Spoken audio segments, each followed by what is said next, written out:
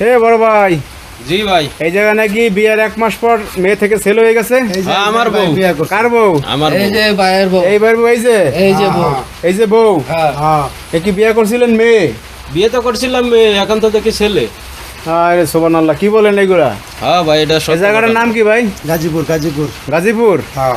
আচ্ছা, ঘটনাটা কি, কিভাবে বিয়েটা করছিলেন একটু বলেন তো। আরে ভাই, আমি তো বিদেশে থাকতাম, থাকার পরে কোন দেশে থাকতেন আপনি? ইটালিতে। আচ্ছা, কত বছর থাকার ছিলেন পরে ওখানে? ওখানে ছিলাম প্রায় 7-8 বছর। আচ্ছা, থাকার ইতালি পরে ছিলেন। যখন দেশে আসি তখন ওর সাথে আমার প্রেম হয়। তো তাহলে এই প্রেমটা হয় কিভাবে? প্রেমটা হয় মোবাইলে, ফেসবুকে, মেসেঞ্জারে। মেসেঞ্জারে প্রেম হয়, তারপর? 6 মাস প্রেম করার পরে তারপরে আমি সিদ্ধান্ত নিই বিয়ে করব। তারপর আমি ওকে বিয়ে করলাম, বিয়ে করে বাড়িতে আনলাম। বাড়িতে আনার পরে তো বোঝেন যে নতুন বউ নতুন জামাই এক জায়গায় থাকলে বিভিন্ন মিলামিশা হয়। হ্যাঁ। তো দীর্ঘদিন যাবত হয়ে গেছে, প্রায় 1 মাসের মতো, কিন্তু ওর সাথে আমার সাথে কোনো মিলামিশা হয় নাই। আচ্ছা, যখন মানে আমি বউর কাছে যাইতে পারতেন না? না, বউর কাছে যাইতে পারতাম কি না। বলতো বউ? বলতো কি? যখনই যাইতে চাইতাম তখনই বলতো যে আমার শারীরিক এই সমস্যা আছে, আমার আজকে পেটে ব্যথা, আমার আজকে মাথায় যন্ত্রণা করতেছে, হ্যাঁ। বা আজকে না কালকে 2-3 দিন পরে এই সমস্যা, এই বিভিন্ন এরকম অজুহাত করতে করতে আমরা 1 মাস দেখাই। চলে গেছে।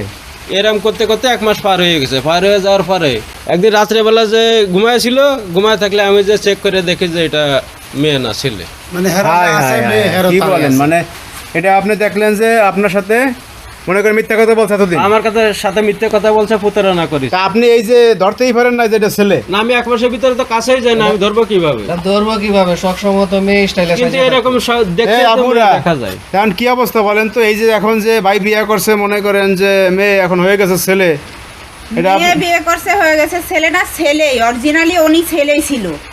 মেয়ে সাজে আমার দেওরের সাথে এরকম করে ফেসবুকে মানে প্রেম কইরা আপনার দেবর? এই যে হ্যাঁ, ওটা আমার দেওর হয়, স্বাস্থ্য দেওর হয়। আচ্ছা, বুঝছেন?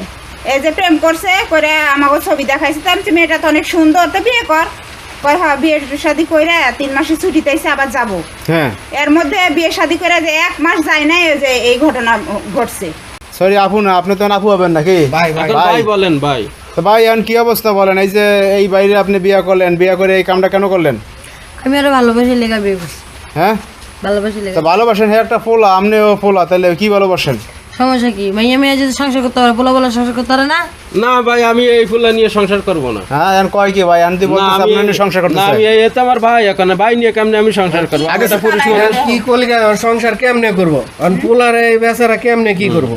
আপনি দি মনে করেন আপনার চালনটা হয়ে গেছে ভাই। আরে ভাই, আমার সাথে প্রতারণা করিস, আমি তো একদম পুরো শেষ হয়ে গেছি। হ্যাঁ, জীবনে একটা বিয়ে করলাম ভালোবেসে, অনেক শখ করে, হ্যাঁ। তারপরেও দেখি যে সে আপনি শখ করে বিয়ে করছেন, এই যে এই কামটা করছে। শখ করে করলেন কেন? শখ করে করলেন কেন আপনি? আমি কি জানতাম? শখ করেই তো বউ বানায় মানুষে, তাই বানায় না? এখন যাই হোক ভাই, আমাদের মাথা নেতা ধরে না ভাই, আপনাদের সমস্যা আপনারা সমাধান করেন। সবাই ভালো থাকবেন, আল্লাহ হাফেজ সবাইকে।